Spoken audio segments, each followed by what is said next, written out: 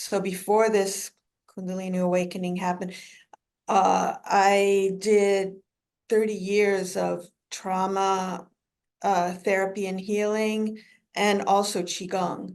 So, which would bring up everything.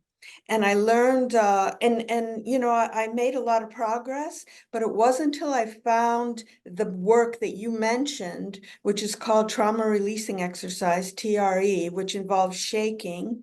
And it's what the animals do too, by David Berceli.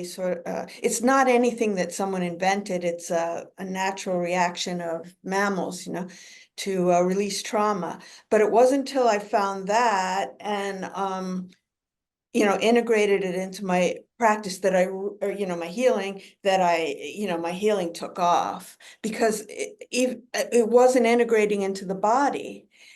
And I've been thinking, everybody's talking about these Kriyas. I haven't had any Kriyas. It's because I already did the Kriyas because I did so much of this shaking. But anyway, just any thoughts you might have about that, because that kind of answered a nagging question that is this the same thing? If you Yeah. think it's the same, I don't know. Yeah, I think generally speaking, it is the same process.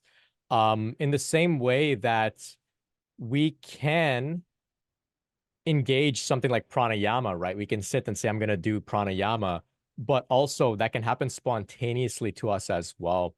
The same way the Kriyas can be performed through, say, a practice like TRE, like you mentioned. They can also happen spontaneously.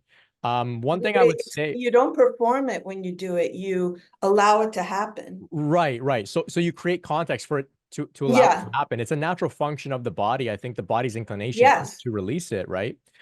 So yeah, these are Kriyas. I would say still remain open to the possibility of spontaneous Kriyas happening to you, just to be open.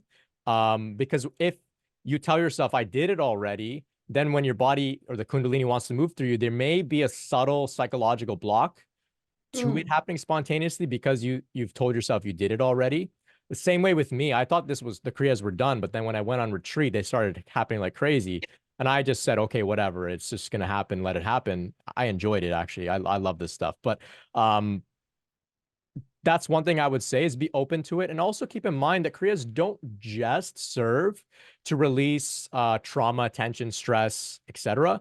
They also serve to activate energetic pathways in the body, to draw energy and prana to certain areas. So that may not be accomplished through a modality like TRE, for example.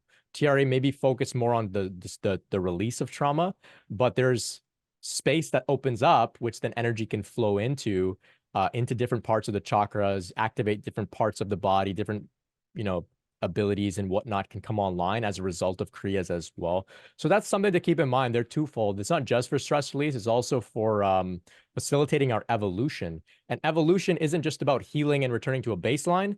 Evolution is about healing and returning, not returning, but evolution is about healing and going to a new level where we have, never really tapped into yet. So that's one thing you can keep in mind. But this is a great question. Thank you. Thank you for sharing. Thank you.